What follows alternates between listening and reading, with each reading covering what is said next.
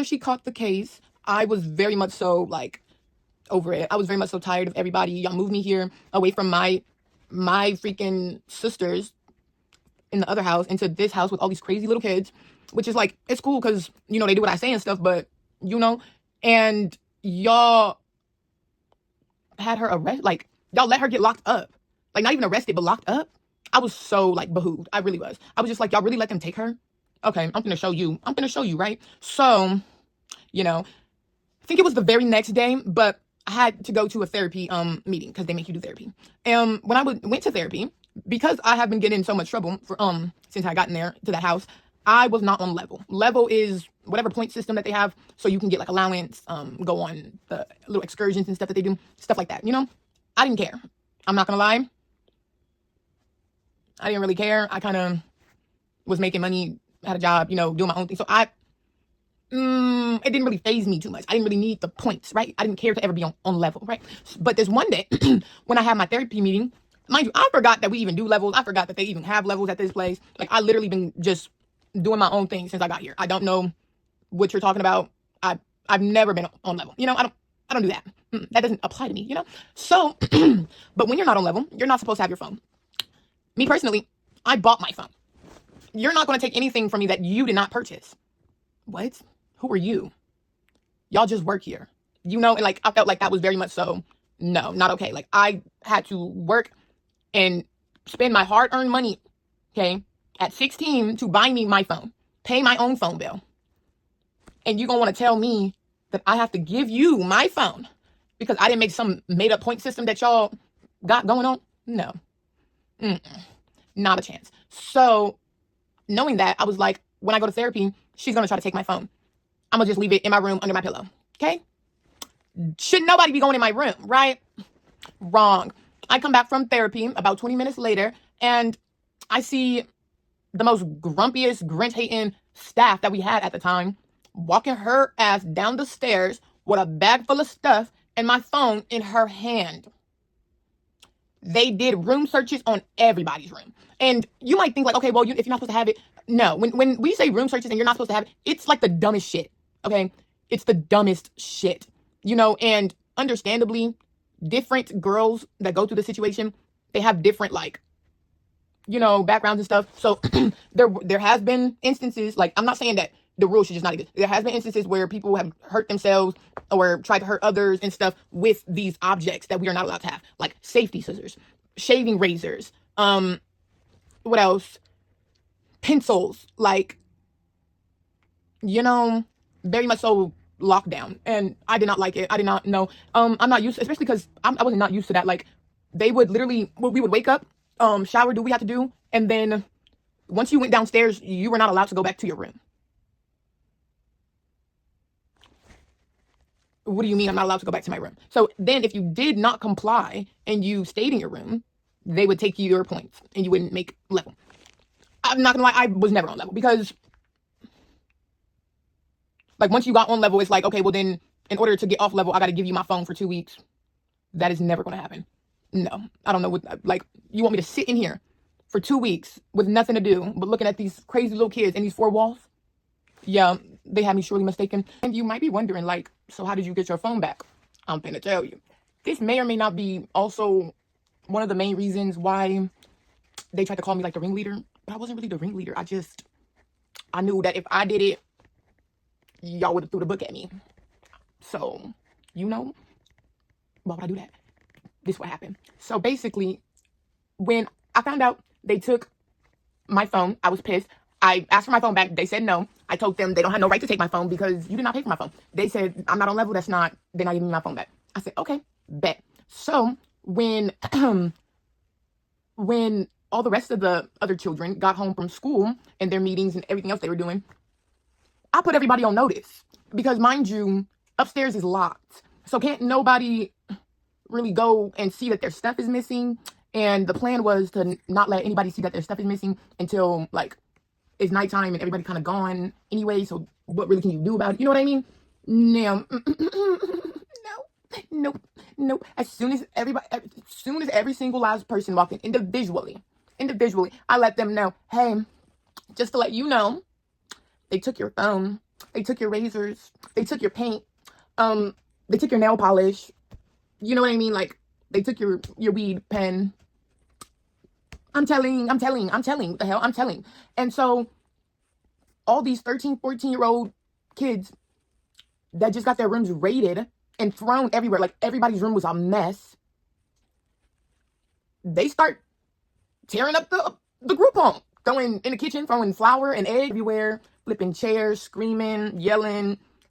And I didn't even tell them to do that. I just told them that their stuff was gone. And as they were doing all of this, I was sitting at the top of the stairs just looking like,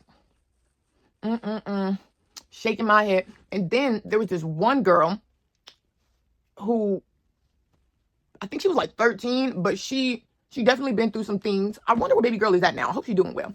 But she was most definitely heated. She was mad. And when she gets mad, okay? She went outside, where the office is, where they took everything and put everything away, and picked up a brick. And then the staff was like, Mariah, get them to stop, make them stop. I didn't get them started. What the hell? Why do y'all think I got this much power? All I did was tell the truth. That's all I do is speak the truth. What people do with the truth don't concern me. It just happened to help me that day. You know what I mean? So, baby girl, I forgot her name. She threw the brick, into the window. Yeah, and then that's when everybody kind of like came out the office, and at that point, I went in there and grabbed my phone off the counter and walked away. And if you're wondering, yes, I did tell everyone to chill out. Did they listen? Not at first. And then, yeah. But they got their stuff back. And I got my phone. Yeah. And then I AWOL'd. This is where it gets good again. Me, Catherine, my ex was locked up at this point. This is about 2 days after. So, once again, all within the same week this happened. Oh, it was a lot. Okay, so me, Catherine, and when the police came and then we came back, so we got tickets. Casey got arrested. We went back to the group home, salty because our bitch was gone. And basically, I was hit with a jaw-dropping announcement of the fact that I and some other girls forced this one girl, we gonna call her Z, to drink. All because she was kind of doing like good in her like what we call them? In her system. Like I don't remember, like in her like plan for her to go home and reunite with whoever the heck, whatever situation she had going on, she was doing good and she was on the right path, right? And then she started wanting to hang out with us, and she was drinking and playing truth or dare and doing all that freaky stuff, right? You know what I mean? So I guess when we were at the police station being fingerprinted and stuff, the staff asked her, Z, why are you hanging out with them? They're gonna get you in trouble. Like, they're not good influences. You've been doing so good. Like, you've been doing so good. Like, why would you mess up? Like, why would you don't need to be hanging out around them, basically. This girl is gonna straight up say, they forced me. They said if I did not drink with them, that they were gonna fight me. Mind you, video evidence of y'all playing truth or dare. And now, because she had hickeys all up and down her neck. Drunk. Why that got anything to do with me? I don't know. I was like, okay. Like, well, you provided the alcohol. I provided me with alcohol. And if they wanted some, it was there. But I didn't make anybody do anything, okay? I didn't make anybody do anything. Let's get that clear. And they were trying to, like, portray, like, oh, you're 16. You're giving 13-year-olds alcohol. Minor. Like, a minor. Like, yes, we were kids. Just because I was a little bit of a bigger kid did not mean I wasn't a kid. I still, like, I'm so confused. They had free will. It was a lot of nonsense. But because of the way the group home tried to portray it before I showed them the videos, because, mind you, I wasn't there. I was getting printed. So when they had the conversation, I was not there for the conversation until I came back. And I was basically being, like, yelled at crazy because she said that we was forcing her to play truth or dare or get hickeys or whatever the heck she was trying to say. It didn't make no sense, okay? It didn't make no sense.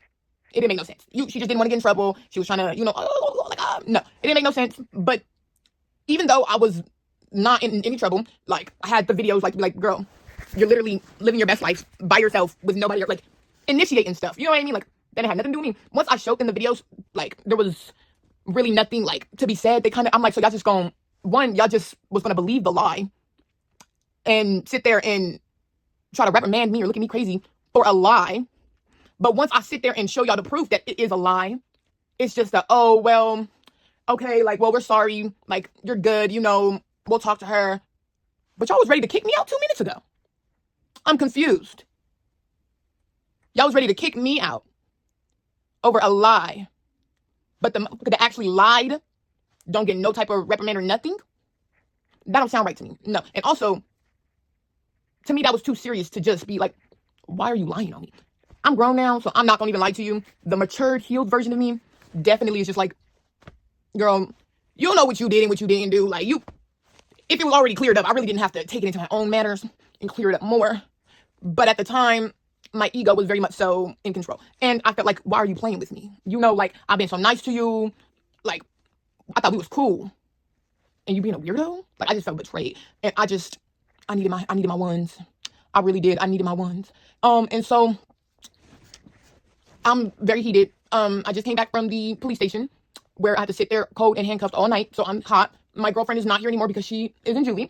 I'm in this place where I don't want to be. I miss my sisters.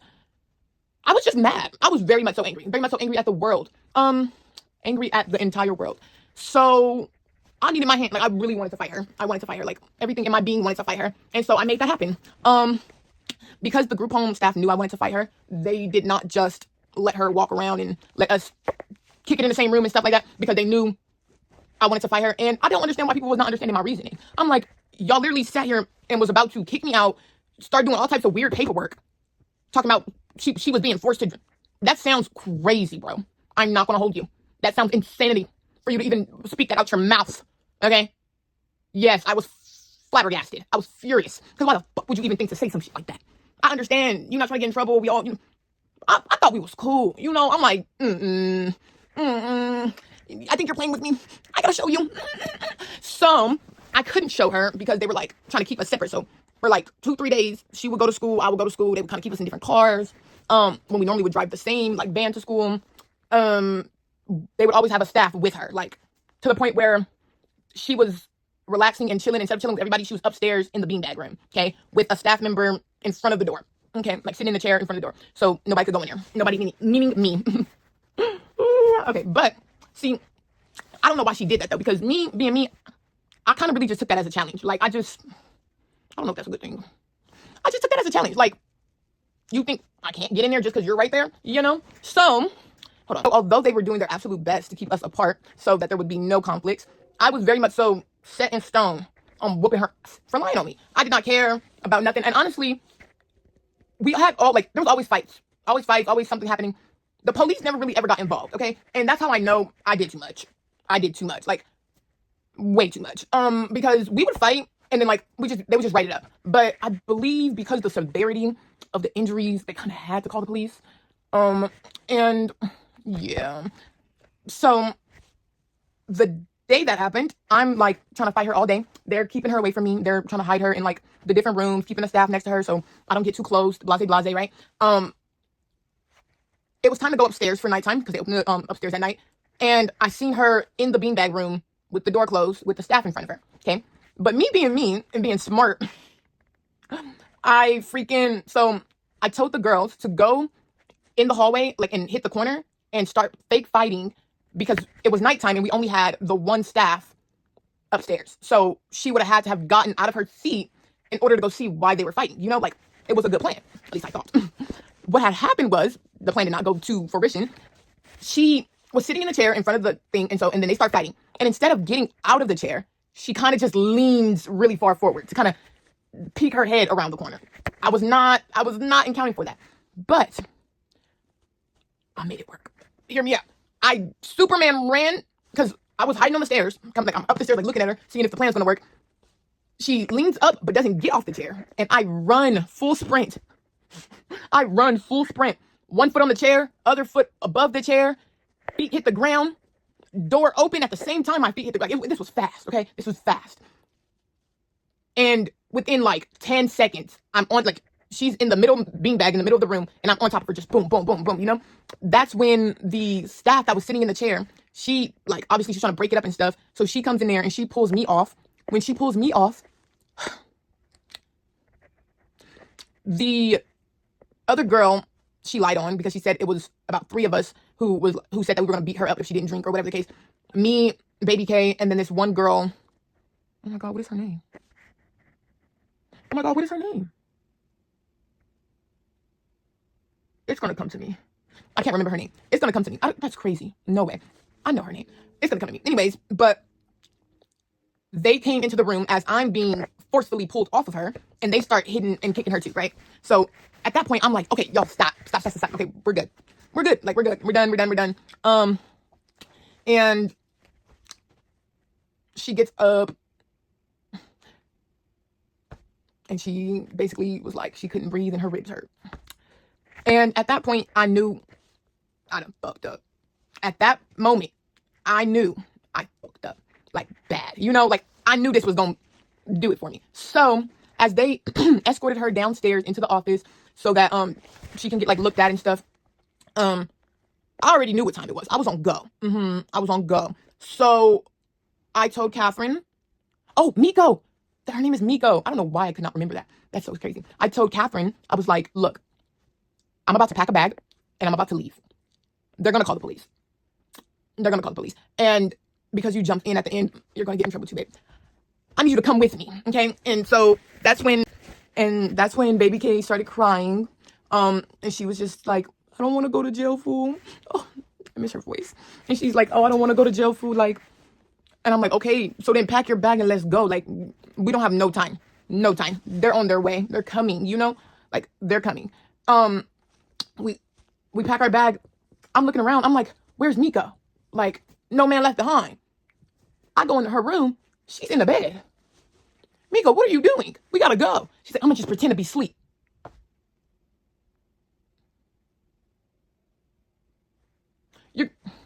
You're gonna pretend to be asleep after you just jumped in on a fight 5 minutes ago. I don't think that's gonna work. I really think you should come. No, it's cool. It's okay. I gotta go. Deuces. I'm not gonna, no, gotta go. So we hit the emergency exit door, okay? And we go down the stairs into the backyard. As we're making our way through the backyard and then up from the backyard to the front yard from the driveway. 1, 2, 3, 4. Wheel. Pulling up in front of the house. We were like, whoa. Looked at each other, backed up real slow. It was like a movie, I swear. My life is a movie. If y'all want more story times, let me know. Make sure y'all drop a comment down below. Like, comment, subscribe, and share. This is a crazy story time. I'm sorry if it's everywhere. Bear with me. Back to the story. So we get downstairs, make our way up the driveway. As soon as we hit the end of the driveway, I kid you not, like 4 or 5 cop cars come zooming down the street, park right in front of there. We backed up, and it's dark. So we backed up real slow, like into the dark. And then I'm like, oh my God, like, what do we do? Like, what do you do? What would you do? You know what I mean? Like, would you just give up? Or would you try to make a run for it? I tried to make a run for it. It didn't work. But so okay. So we see all the cop cars. We start to back up. We're like, what the F do we do? We look over, we're like, maybe jump into the neighbor's backyard. They had a dog. Not doing that. Because it's a group home and like it's so big, we didn't have normal trash cans. We had a dumpster. And the little wall structure that kind of holds the dumpster where it needs to be, right? Well, we went in there behind the dumpster in between the wall. And we were crouched down there for a good, I want to say 5-10 minutes. It felt like a lot longer than it was, I'm pretty sure. But like 5-10 minutes. And when it became eerily quiet and we were like, maybe everybody's inside talking, like trying to get the rundown, you know, maybe it's cool for us to make a run for it, right? Y'all, tell me why. I kid you not. Exactly how it happened. I took a step. I slithered from behind the trash can. I'm still like encased in the wall though. I slithered from behind the trash can. I look out. I look this way. I look this way. Flashlight. Excuse, come with me. Fuck. Ugh. When I say the worst timing. So the officer grabs me by my hands, trying to put my hands on my back, and starts walking me to the front. Mind you, baby K is still back there. As we're starting to walk away, he says to me, "Is there anyone else back there with you?" I said, "No." We continue walking. About 2 steps, my little one comes walking from behind the dumpster, shaking her head with her hands up, crying, just saying, "No, fool. I can't let you go by yourself, fool. I love you. I'm sorry. I couldn't let you do it alone." Guys, when I tell you I have not been able to find that real of a friend since my rider. Because girl, what do you mean? You sound crazy. I was trying to save you. Like that was the cutest, most dumbest thing I've ever encountered. But it was so damn sweet. Like I just was like, I'm supposed to be your big sister, and I got you out here doing crazy stuff. Like, ugh. Damn. I was so disappointed in myself. But they ended up getting us. We get put in the cop car, and lo and behold, who was sitting there waiting for us? Miko. I bet you, I guess you playing sleep didn't do nothing, did it? Girl. Like, and now they crying and stuff, and I'm just like, y'all, it's okay. Like, we okay. We gonna be okay. But this time, I knew we were going to juvie. Like, I knew we were getting cases, like we were going to get charged. Because a week prior, when we went to the police station and got tickets for underage drinking, and we didn't get, like, cases or nothing, like, we just got tickets. It was very much so given like they was trying to put us away first time, but because of our like living situations and like where our background and stuff, they was being a little lenient, and then we just kept it up. And so the next time they showed up, we didn't come back. We did not come back, and that was so crazy. I was locked up for 30 days exactly. It was only supposed to be 3, and then it was 7, and then at that point, it was just like, we gonna see at your next court. We gonna see. But due to like me being older than everybody who was involved, you know, me definitely being competent and smart, you know, good grades and MDP, the judges kind of looked at me and was like, you know better. You know right from wrong. Yeah, you in this situation, and yeah, you know, your parents not here, but you're not fooling me, okay? You're not fooling me. That's what it was giving. And he was like, you could act like you don't know how to do nothing, or you don't, or like whatever the heck in front of everybody else, but I see through you. And I was locked up. I was kept in there for a month. I was kept in there for a month, and it was honestly crazy. This video is getting long, so I won't get into the details of my 30-day stay in juvenile hall. But I did want to say, when I got there, I finally got there like late AF. They were walking me through the cells and stuff, and over the walkie-talkie, I heard one of the COs say, "Yo, get Casey." And I said, me being me, not knowing that they would frown upon like fraternizing and stuff, like not really grasping where I was, right? I was like, Casey's here? Because Casey's my girlfriend who got locked up last week. I didn't know I ended up at the same juvenile hall as her. I was excited, right? I expressed that excitement. Like, I was like, Casey's here? I kid you not. The freaking bitch-ass officer gets on the walkie and says, we're going to move Mackie to the other, to Seaside. She said, we're going to move Mackie to Seaside. She knows Casey. We don't want any fraternizing. I was like, what? Damn. So I would have been on, damn. And so I start walking, and in my head, I'm just like, damn, what the heck? And I'm walking through D-side, where I was going to be placed, but I know Casey. I'm walking, and I see one of my homegirls from placement a couple years back. Last name Casey. That's who they were talking about. So, as I am being escorted right past her, and she's all like, what, girl, how did you get here? So I do know her. I get to Seaside, and through the little window of the door, I see my girlfriend, my ex at the time, waving and all happy to see me because she was in there by herself, but like not happy that I'm in there, but like happy to see me, you know? And I'm like, I thought they said Casey was over there. Turns out in juvie, they go by last names. Casey is just her initials. But the homegirl's last name is Casey. So they were talking about that Casey and not Casey. And so I actually ended up being on the same side with my girlfriend for a good 3 weeks until they caught us passing notes. and moved her. Every time.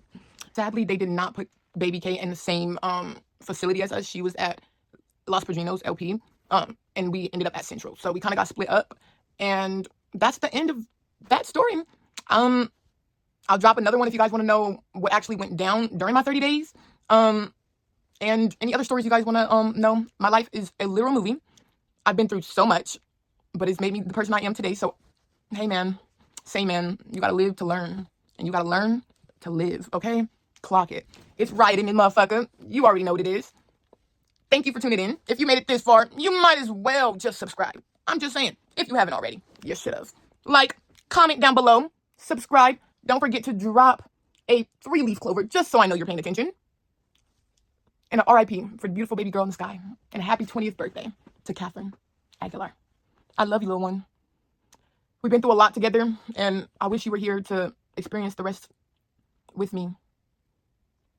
But I'm going to forever keep your name alive. I promise you that. As long as I'm here, you will be here. I love you, my writer.